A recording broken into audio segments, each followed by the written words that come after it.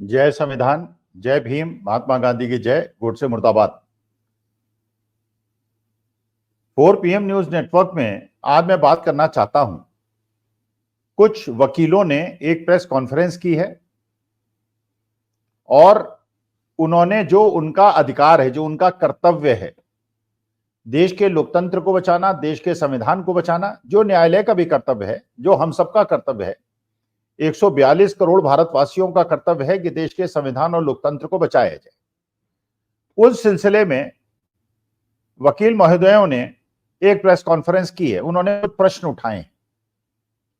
उसी प्रकार से एक वकील साहब ने, जो सुप्रीम कोर्ट के वकील हैं, उन्होंने एक याचिका लगाई है और उसमें कुछ निवेदन किए हैं। उसी के बारे में आज मैं बात करना चाहता हूं। देखिए, ये पुरानी कहावत है कि आप निष्पक्ष हैं, ये उतना ही महत्वपूर्ण है जितना आपको ये बताना, सिद्ध करना और जताना कि आप निष्पक्ष हैं। लोगों की शंकाओं को दूर करना और लोगों के दिमाग में जो प्रश्न उठे हैं उनका जवाब देना भी आपका कर्तव्य है। अगर आप ऊंचे पद पे बैठे हैं, अगर आप संवैधानिक पद पे बैठे हुए हैं, तो लोगों की शंकाओं को दूर करना आपका कर्तव्य है। जो वकील साहब ने सुप्रीम कोर्ट में अर्जी डाली है, याचिका डाली है, उनका कहना यह है कि कांग्रेस ने हरियाणा के अंदर करीब 20 सीटों पे यह कहा है चुनाव आयोग से कि हमें इनकी प्रक्रिया में शक है और इसमें बेईमानी हो गई होती लगती है। यह कांग्रेस ने कहा है। अब सही कहा है, गलत कहा है, मुझे नहीं पता। सिद्ध होता है कि नहीं होता, मुझे नहीं पता। लेकिन अब 90 सीटों पे तो कांग्रेस कह नहीं रही कि आप सारी की सारी प्रक्रिया का पुनर्निरीक्षण करें। कांग्रेस कह रही है केवल 20 सीटों पर कि हमारे पास प्रूफ्स हैं, आप इनके बारे में हम आपसे 2 निवेदन करते हैं, आप 2 में से एक कर दीजिए या दोनों कर दीजिए। इसका मतलब यह है कि अगर आप निष्पक्ष दिखना चाहते हैं तो आपको यह निवेदन स्वीकार कर लेना चाहिए। 90 में से 20 सीटें। अच्छा, यह सुप्रीम कोर्ट का निर्णय भी था। यह हारा हुआ कैंडिडेट अगर निवेदन करता है और कुछ पैसे जमा कराता है चुनाव आयोग में, तो उनके आवेदन पे दोबारा मिलान हो सकता है, दोबारा काउंटिंग हो सकती है, जो कहता किया जा सकता है। अगर गलत पाया गया तो जो पैसा उसने जमा कराया वो जब्त हो जाएगा, और अगर सही पाया गया तो चुनाव को रद्द कर दिया जाएगा, उसको पैसे वापस दे दिए जाएंगे। ये सुप्रीम कोर्ट का जजमेंट है। अब वकील साहब का यह कहना है, जिससे मैं बिल्कुल सहमत हूं, कि हर पोलिंग बूथ पर एक फॉर्म 17C होता है। जब एक विधानसभा के अंदर पोलिंग बूथ्स होते हैं, कितने भी पोलिंग बूथ्स हों, और उसके अंदर हर पोलिंग बूथ पर जो ईवीएम रखी रहती है, जो वीवीपैट रखा रहता है, उसमें दिन भर वोट पड़ते हैं। आपने, हमने भी वोट डाले हैं, सबने देखा होगा। जो सरकारी अधिकारी कर्मचारी हैं वो जानते हैं प्रक्रिया क्या होती है। हमने भी जब वोट डालने जाते हैं, और जब मैं सरकारी अधिकारी था तो मुझे भी पता है प्रक्रिया क्या होती थी। चलिए, जब वोटिंग खत्म हो जाती है तो जो वहां का पोलिंग ऑफिसर होता है, जो ड्यूटी में ऑफिसर होता है, प्रिसाइडिंग ऑफिसर होता है, वो एक लिस्ट बनाता है, क्योंकि उसके पास जितने वोटर्स होते हैं उनकी लिस्ट होती है, कितने महिला हैं, पुरुष हैं, ये लिस्ट होती है। तो जब वोट पड़ जाता है तो वो गणना करके ये बताता है कि टोटल कितने वोट पड़ सकते थे, कितने वोटर्स थे, कितने वोट पड़े, कितने पुरुषों के पड़े, कितने महिलाओं के पड़े। और ये फॉर्म 16C जो होता है, जिसमें चुनाव अधिकारी अपने दस्तखत करता है, उसमें सारे जो पोलिंग एजेंट्स होते हैं वो दस्तखत करते हैं। तो ये एक ऐसा डॉक्यूमेंट है जो सबसे ज्यादा विश्वसनीय है, और इसी के आधार पर मुख्य चुनाव आयुक्त कार्यालय यह निर्णय लेता है कि कितने वोट पड़ सकते थे, कितने पड़े और कितने % वोट पड़े। तो मैंने सब चीजों का आधार जो है फॉर्म 17C है। तो वकील साहब के 2 निवेदन हैं सुप्रीम कोर्ट में, और सुप्रीम कोर्ट ने चुनाव आयोग को उसके लिए नोटिस जारी कर दिया है। अब नोटिस तो जारी कर दिया है, अब आखिर में क्या होगा ये तो भगवान जाने।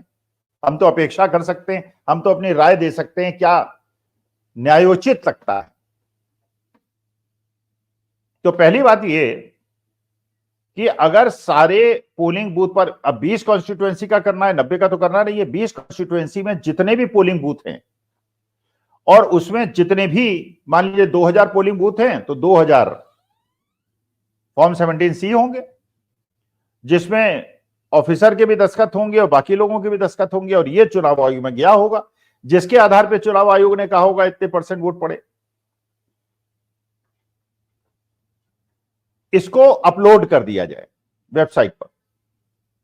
पहले भी सुप्रीम कोर्ट ने कहा था कि अपलोड कर दीजिए वेबसाइट पर, तो चुनाव आयोग ने मना कर दिया था कि नहीं साहब इससे बड़ी परेशानियां हो जाएंगी, डिस्क्रिपेंसीज हो जाएंगी, बड़े वो हो जाएंगे, हम अपलोड नहीं करेंगे। चलिए अपलोड मत कीजिए, कोई बात नहीं, अपलोड मत कीजिए। चुनाव आयोग जो सर्वोच्च न्यायालय है उसने भी अपने जो न्यायाधीश महोदय के पीछे एक महिला होती है जो आंख में पट्टी जिसके बंधी रहती थी और हाथ में तराजू होती थी, एक तलवार रहती थी, उसको भी बदल दिया। संविधान है, तलवार निकल गई और संविधान है और आंख की पट्टी खुल गई है। तो कम से कम अब ऐसा व्यवहार हो जिससे लगे कि आंख की पट्टी खुल गई है। अगर सुप्रीम कोर्ट इस बात से सहमत है चुनाव आयोग के कि वेबसाइट पर सारे वोट पोल्ड ना अपलोड हो, तो फॉर्म 17C सुप्रीम कोर्ट अपने अदालत में मंगा ले, जिसमें पोलिंग ऑफिसर के भी दस्तखत होंगे, पोलिंग एजेंट्स के भी दस्तखत होंगे, और उसकी गणना अपने सुप्रीम कोर्ट के प्रेमिसेस में करा ले। किसी को कोई आपत्ति नहीं होगी, किसी को कोई परेशानी नहीं होगी। उससे कम से कम यह सिद्ध हो जाएगा, जैसे आरोप लग रहे हैं, जैसे कि पार्लियामेंट इलेक्शन में भी आरोप लगे, जैसे इस विधानसभा चुनाव में भी आरोप लगे कि वोट कुछ पड़ते हैं, काउंट कुछ हो जाते हैं। पार्लियामेंट में भी करीब 69, 79 कितनी सीटों के बारे में बताते हैं कि वोट कम पड़े और काउंट ज्यादा हो गए।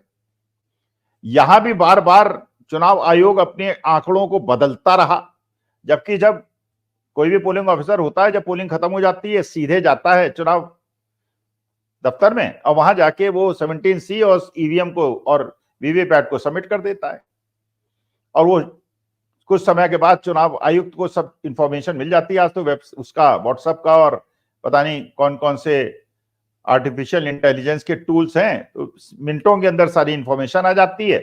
और 17C मुख्य आधार है जिससे सारे अनुमान और सब कुछ लगाया जाता है। तो इसमें आपत्ति क्या होनी चाहिए? फॉर्म 17C को अपलोड मत कीजिए, लेकिन उसे काउंट करा लीजिए। ये पता चला लीजिए कि जो फॉर्म 17C में वोट पड़े थे, क्या उतने ही वोट काउंट हुए या उससे ज्यादा काउंट हो गए। अगर ज्यादा काउंट हो गए तो चुनाव में बेईमानी हुई।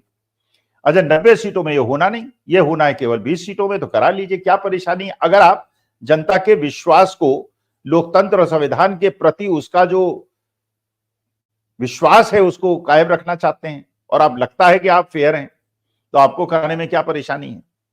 और उसके बाद अगर लगता है कि नहीं, फॉर्म 17C में जो वोट पड़े हैं वही काउंट हुए हैं, ठीक है, निरस्त कर दीजिए।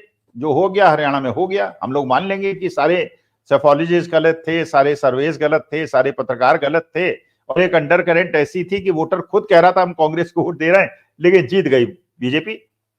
आपको पता ही है कि जब आज सैनी साहब ने शपथ ली तो एक कार्यालय आदेश पारित हुआ जिसमें बसों का अरेंजमेंट किया गया, खाने पीने पूरी सब्जी का अरेंजमेंट किया गया कि लोग पहुंचे, और नहीं पहुंचे लोग, क्योंकि वोट तो उन्होंने कांग्रेस को दिया था और जीत गए सैनी साहब, तो वो पूरी सब्जी के बावजूद सभा स्थल पे नहीं पहुंचे। तो विश्वास कायम करना लोकतंत्र और संविधान के प्रति हमारे देश के न्यायपालिका का, चुनाव आयोग का और जितनी भी संवैधानिक संस्थाएं उनका होना चाहिए। एक निवेदन तो यह है वकील साहब को, जो मुझे लगता है इसको मान लेना चाहिए। दूसरा उनका निवेदन यह है कि अब तो 90 सीटों पे तो मामला होना नहीं है, 20 सीटों पे होना है। 20 सीटों में जितने वोट पड़े उनके वीवीपैट से उसका मिलान। मान लीजिए टोटल 1 लाख वोट पड़े ईवीएम के हिसाब से और वीवीपैट हैं 80,000 के, और क्या उसी को जिसको वोट दिया गया था मशीन में उसी को वोट पड़ा है वीवीपैट में, ये चेक कराने में भी क्या परेशानी है। तो अगर आप चाहते हैं कि जनता को यह मैसेज जाए कि सारे के सारे संवैधानिक पदों पे बैठे हुए लोग संवैधानिक कर्तव्यों का निर्वहन कर रहे हैं और किसी पार्टी के लिए काम नहीं कर रहे हैं, तो वीवीपैट और वोटों ईवीएम के बीच में मिलान कराने में भी कोई परेशानी नहीं है। एक चीज का और जवाब देना चाहिए जो लोगों के दिमाग में है कि भैया जो पोलिंग बूथ्स होते हैं उसके अंदर ईवीएम जो है अचानक चलते चलते बिगड़ कैसे जाती है। अगर स्टैंड अलोन मशीन है और बहुत बड़ी टेक्नोलॉजी नहीं है और कोई चिप नहीं है, कोई कुछ नहीं है, तो इतनी मशीनें खराब, ये तो उसी प्रकार की चीज है कि कोई आपके घर में काम करता हो और हर महीने में 6 बार कहे कि मैं बीमार पड़ गया। अरे बीमार पड़ गए तो भैया तो हॉस्पिटल में रहो, तो काम क्यों कर रहे हो। हम लोगों को भी नौकरी ऐसे ही थोड़ी नौकरी में मिला करती थी कि साहब जब मन आए हम बीमार पड़ जाए। तो अगर बार बार ईवीएम खराब हो रही है इसका माने कोई हेरफेर तो है। तो जनता के विश्वास को जगाना, क्योंकि अब यह चीज बहुत ज्यादा आवश्यक इसलिए हो गई है कि लोगों को महाराष्ट्र में और झारखंड में विश्वास नहीं है कि निष्पक्ष चुनाव होगा, और चुनाव आयोग पे प्रश्न उठ रहे हैं जो नहीं उठने चाहिए, उसका स्पष्टीकरण दे दे, दोनों चीजें मान ले और सुप्रीम कोर्ट में एप्लीकेशन की जरूरत ही नहीं, चुनाव आयोग खुद ही मान ले। अच्छा, महाविकास आघाड़ी का मुंबई के अंदर समझौता हुई गया जो आप लोगों ने सुन लिया होगा। 18 सीटें शिवसेना लड़ेगी, 16 सीटें कांग्रेस लड़ेगी, 2 सीटें एनसीपी लड़ेगी और 1 समाजवादी पार्टी लड़ेगी। इसका मतलब बिल्कुल स्मूथली चीजें हो गई। आम आदमी पार्टी ने भी बहुत अच्छा निर्णय लिया कि वो न तो झारखंड में लड़ेगी न महाराष्ट्र में लड़ेगी। जो गलती उसने हरियाणा में की उन्होंने कह दिया कि महाराष्ट्र और झारखंड में वो गलती नहीं करेंगे, जिससे मैसेजिंग न चली जाए कि इंडिया गठबंधन टूट गया है।